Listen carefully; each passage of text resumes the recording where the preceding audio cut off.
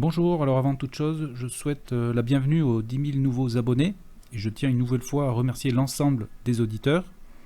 J'en profite pour rappeler qu'en aucun cas cette chaîne prétend détenir la vérité absolue sur les événements en Ukraine, mais c'est plutôt un partage de recherche d'informations qui vous est proposé. Le but de cette chaîne est de suivre l'évolution de la ligne de front en se focalisant sur les événements militaires. Je vous encourage également à toujours diversifier vos sources d'informations. Travaillant seul, je ne suis pas à l'abri de commettre des erreurs, des oublis ou d'être en retard. Toutes les sources des vidéos sont disponibles sous chacune de celles-ci dans la description, donc pour que vous puissiez contrôler l'ensemble des informations. Et c'est aussi grâce à vous et à vos critiques que cette chaîne a pu s'améliorer. Donc encore une fois, je vous renouvelle tous mes remerciements et je vous souhaite un bon visionnage. Nous allons donc commencer par les informations générales au 7 mai 2024. 6 nouveaux radars TRML 4D seront livrés à l'Ukraine d'ici la fin de l'année par une entreprise allemande spécialisée dans l'électronique militaire, donc du nom de Hensoldt. Le président Poutine a donné l'ordre de mener prochainement des exercices sur l'utilisation d'armes nucléaires tactiques, et selon le ministère russe de la Défense, cette mesure a été prise, ouvrez les guillemets, en réponse aux déclarations provocatrices et aux menaces de l'Occident. Direction le terrain, on va commencer avec la région de Kharkov, où les bombardements russes continuent. Donc au nord de la ville, des soldats ukrainiens ont été bombardés au 5 mai 2024. Donc ici exactement, et il semblerait, donc suivant la vidéo, que ces soldats étaient à l'instruction. Un BRDM ukrainien a également été détruit par un Lancet au 5 mai, donc un peu plus proche de la frontière, donc ici exactement. Donc ici j'ai indiqué BRDM, mais il pourrait peut-être s'agir également d'un VAB. Mais vous pouvez donc contrôler cette information et la vidéo qui est ici et qui sera également sous la vidéo en description. Direction le front de Luhansk. Sur le secteur de Sinkivka, ici, un drone kamikaze ukrainien a détruit un MTLB russe, ici, toujours dans cette journée du 5 mai. Un peu plus au sud, sur la commune de Kucherivka, là c'est un char ukrainien qui a été détruit par un Lancet au 6 mai. Donc ici, exactement. On retourne sur la ligne de front. Sur la commune de Ivanivka, ici, c'est un BMP-1 ukrainien qui a été détruit au 4 mai. On continue. Alors les deux villages de Kislivka et de Kotlyarivka, ici, sont maintenant passés sous contrôle des Russes. Donc, comme vous pouvez ici le constater en violet, donc pour les nouveaux auditeurs, la partie violette signifie les gains territoriaux russes depuis la dernière vidéo. Et à contrario, les Ukrainiens, eux, sont matérialisés en orange lorsqu'ils gagnent du terrain. Donc sur ces communes, les Russes ont hissé plusieurs drapeaux et leur infanterie a également été attaquée par des drones kamikazes ukrainiens. On continue sur la ligne de front.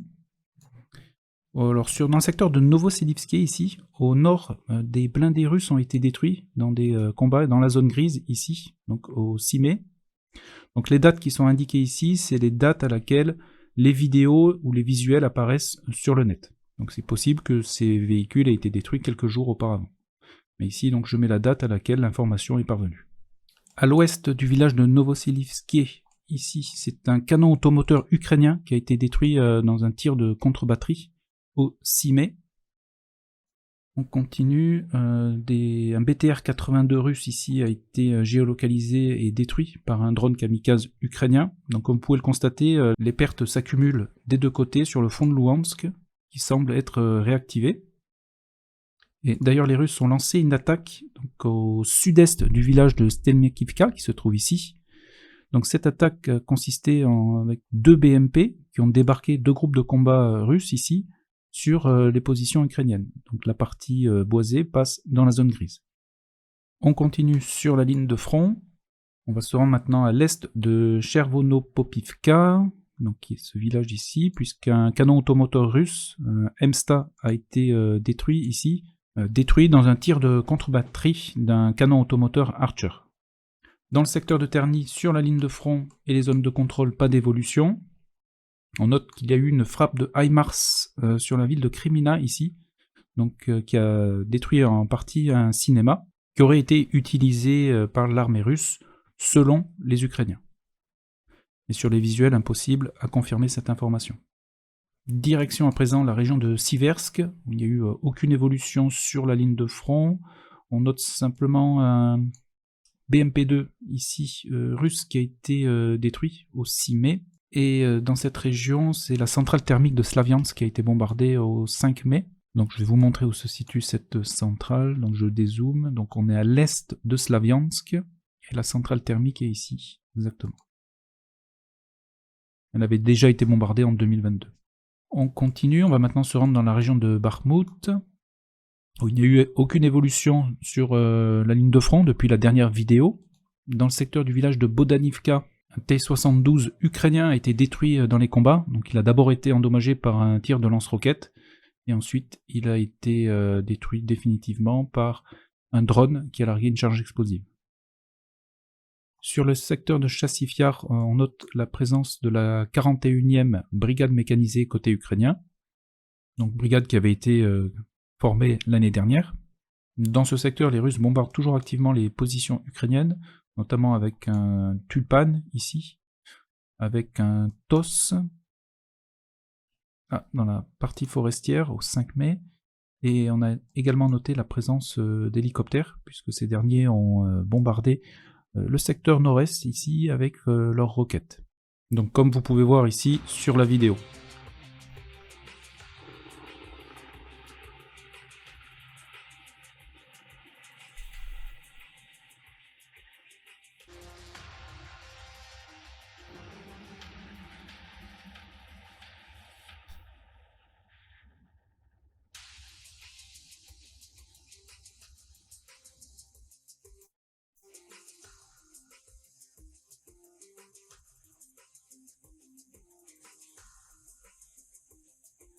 Donc retour sur la carte, on va continuer le long de la ligne de front.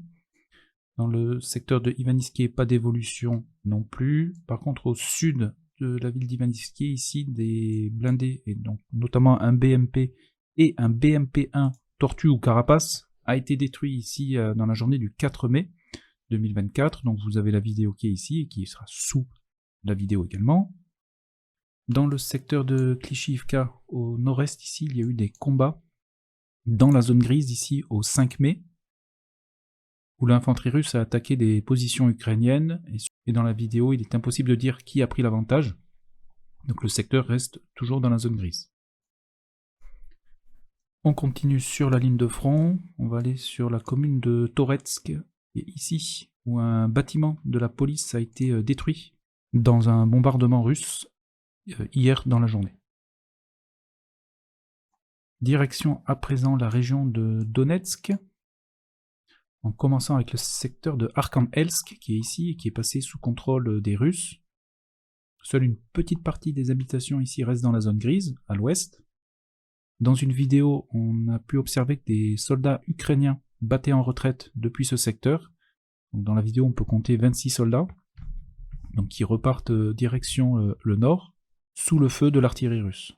Un drapeau russe a été hissé ici tout au nord du village au 4 mai.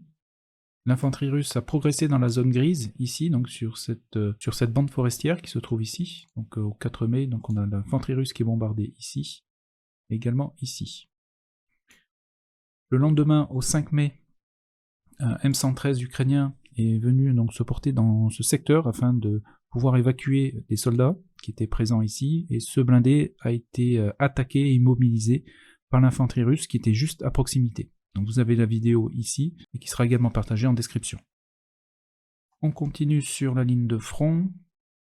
J'ai pas noté d'évolution entre Ocheretine et Novo-Alexandrivka. Par contre, dans le secteur de Soloviové ici, les Russes ont repris la partie nord. Un petit peu plus au sud, dans le secteur de Novoprokrovsk, ici, on note une progression des Russes, et dans le même temps, un Bradley a été ici détruit au 4 mai, ainsi qu'un char Abrams, détruit à l'aide d'un obus Krasnopol et de Lancet. Dans la vidéo, on peut voir également que l'équipage a pu évacuer le blindé avant la destruction. En parlant de blindés, dans le village de Soloviové ici, un T-90 russe a été touché par un drone kamikaze. Sur la vidéo, il n'est pas possible de confirmer la destruction, donc pour l'instant je marque simplement endommagé. Vous avez la vidéo ici si vous voulez vous faire votre propre avis. Et un autre Abrams a été détruit au 5 mai, cette fois-ci par un Lancet. Donc, je vais vous montrer où ça se situe. Donc on est sur les arrières, davantage sur les arrières ukrainiennes, ici exactement. Donc le Lancet a détruit le Abrams au 5 mai. Et sur les arrières russes, c'est un canon automoteur MSTA qui a été détruit par un drone kamikaze au 3 mai, ici, dans le secteur de Avdiivka, dans les Dachas. Les autres progressions russes dans ce secteur sont à l'est de Oumansky, ici, donc on se situe à l'ouest d'Orlivka. On continue sur la ligne de front, légère progression dans le secteur de Neitaïlové pour les Russes, ici donc en violet. Dans cette progression, ils ont perdu plusieurs blindés, dont un BTR-80 et un BMP-2 au 6 mai. Ensuite, dans le secteur de Nevelsky, ici, donc, on note une légère progression des Russes dans ce secteur d'une centaine de mètres, donc j'ai pas utilisé d'autres couleurs. Hein. Par contre, sur Neitaïlové, ici, c'est l'infanterie ukrainienne qui a été attaquée par des drones kamikazes russes. Donc j'ai enfin eu une confirmation visuelle, donc je repasse le village de Neitaïlové sous contrôle des Ukrainiens. On continue, direction la ville de Krasno-Rivka, où ici les Russes ont hissé un drapeau dans la zone industrielle au 4 mai, et en même temps ils ont réussi à sécuriser une partie dans le sud de cette même zone industrielle qui est actuellement donc sous leur contrôle. On continue, pas d'évolution sur Yeorivka ni sur Obieda. Sur Novomikhaïlivka, ici au 2 mai, il y a eu une attaque de plusieurs chars russes en direction du village de Parasko-Viivka. Donc l'attaque a eu lieu ici, dans la zone grise. Sur la vidéo, des chars et des blindés russes ont été détruits, mais pas encore géolocalisés. Et l'infanterie russe à moto a été bombardée apparemment aujourd'hui par des drones, ici dans ce même secteur. Donc les Russes commencent à augmenter la pression sur les Ukrainiens qui sont actuellement dans le village de Parasko-Viivka. Et à l'ouest de Novomikhaïlivka, ici, il y a eu des tentatives russes de progresser, et dans ces tentatives, ils ont perdu un T-62, ainsi que 2 BTR, un BTR-80 et un BTR-70, le même jour, au 3 mai. Donc voilà, j'en ai terminé avec la région de Donetsk. On va maintenant passer au front de Zaporizhia, et plus précisément dans le secteur de Urozaïne. Donc il n'y a pas eu d'évolution sur la carte depuis la dernière vidéo. Par contre, on a eu des visuels sur des combats au sud du village de Urozaïne. Alors un char et 2 BMP russes ont progressé vers le nord, donc c'est dans la journée du 2 mai. Et lorsqu'un char ukrainien a fait irruption, et ce même char ukrainien a tiré sur le char russe qui se trouvait en tête de colonne, et le char russe a été détruit par ce coup direct, et les 2 BMP ont pu battre en retraite sans être touchés. Donc vous avez la vidéo de ce combat qui est ici. Un peu plus à l'est du village de Urozaïne, donc au 5 mai, ici c'est un T-72 russe qui a été détruit dans les combats par un drone kamikaze ukrainien, et un MTLB ici a également été détruit, puisqu'il a sauté sur une mine au 3 mai. Plus au sud du village de Urozaïne, sur la commune de Solodkovodnie, ici c'est un véhicule de guerre électronique russe qui a été détruit par un drone qui a largué donc des charges explosives au 3 mai. Donc c'est un dispositif qui est en service dans l'armée russe depuis 2016, et il présente la particularité de pouvoir être opéré depuis un drone aérien, et donc participe à la guerre électronique contre les forces ukrainiennes. Direction à présent le village de Robotine, ici, où l'infanterie russe a été bombardée au sud-est du village, au 4 mai, ici exactement. Des soldats russes ont investi un abri souterrain ukrainien, qui est donc dans ce secteur, ici, à l'est du village de Rob au 6 mai. Donc légère progression des Russes dans la zone grise. Direction la région de Kherson, où on note une nouvelle présence de soldats ukrainiens sur la rive gauche du Dniepr. Donc ça s'est passé au sud-ouest du village de Krinky, donc on a Krinky qui est ici. Donc au niveau des vidéos, on a d'abord une vidéo au 30 avril, où un Zodiac ukrainien est pris sous le feu d'armes légères russes, donc ce qui dénote la présence de soldats russes à proximité. Malgré cela, les 5 soldats ukrainiens sont parvenus à gagner le rivage, et 4 jours plus tard, Au 4 mai, ici, des fantassins ukrainiens ont été attaqués par des drones kamikazes russes. Il pourrait s'agir des mêmes soldats du Zodiac du 30 avril. Pas d'autre évolution sur la ligne de front ici. On note qu'un Zodiac russe a été détruit ici au sud-ouest de Kherson avec un drone kamikaze ukrainien. Direction à présent la Crimée, où dans la nuit du 5 au 6 mai, entre 4 et 6 heures du matin, 4 drones navals ukrainiens, donc les fameux Magura V5, sont entrés dans la baie de Vouska. Alors la baie de Vouska, elle se situe ici exactement, au nord de la commune de Tchornomorskie, donc qui est ici. Donc après avoir été détectés, ils ont été détruits, mais un de ces drones a réussi à percuter une vedette russe qui était donc à quai. Donc on a eu quelques vidéos et géolocalisation. Donc c'est ce même secteur qui avait été attaqué le 10 novembre dernier. Donc ici, avec ces géolocalisations, donc je vais tourner la carte un petit peu. Le drone naval ukrainien donc, est entré donc, dans la baie, il a progressé, et ensuite il s'est déplacé comme ça, et c'est ici il a percuté le navire russe, donc qu'on l'on devine dans la vidéo, qui est d'assez faible qualité, et il pourrait s'agir d'un patrouilleur Mongoose, donc que j'ai mis ici en photo, même si je ne suis pas sûr à 100% qu'il s'agisse de ce type d'embarcation. Donc le drone naval a percuté ce navire, par contre aucune vidéo sur l'explosion et les dégâts par la suite. Donc, je remets la carte. Nous avons également eu accès à une vidéo où on aperçoit un Ka-29, donc c'est un hélicoptère de la marine russe, qui a détruit un drone naval qui transportait apparemment un missile qui pourrait être un missile anti-aérien. Donc vous avez les vidéos qui sont ici, donc vous pouvez vous faire votre propre avis. Par contre, je n'ai pas pu géolocaliser le secteur exact où ce drone a été détruit par l'hélicoptère, donc je l'ai positionné ici dans l'attente d'une géolocalisation plus précise. Et alors, côté russe, ils ont également annoncé avoir détecté des drones navals sur le secteur du cap de Tarkankut, donc qui est ici, donc pas très loin de l'attaque ici, et également à proximité du pont de Kerch ici, au sud, ici exactement. Et ces drones navals ont réussi à disparaître après avoir été détectés. Toujours en Crimée, au 4 mai, il y a eu un incendie assez important dans les terres, ici. Donc d'après les Ukrainiens, ils auraient donc attaqué la Crimée avec des missiles. Du côté des Russes, ils annoncent avoir abattu donc, tous ces missiles. Et d'autres sources affirment que des lanceurs Iskander auraient été détruits dans ce secteur, ainsi qu'un entrepôt de munitions. Mais je suis toujours en train de rechercher ces informations pour pouvoir les confirmer. Donc on parle ici au conditionnel pour l'instant. Donc voilà pour les informations donc, essentielles au 7 mai 2024. Donc j'enregistre la vidéo au matin du 7 mai. D'autres attaques pourraient intervenir en Crimée aujourd'hui, puisqu'aujourd'hui c'est l'inauguration de l'investiture du président Poutine.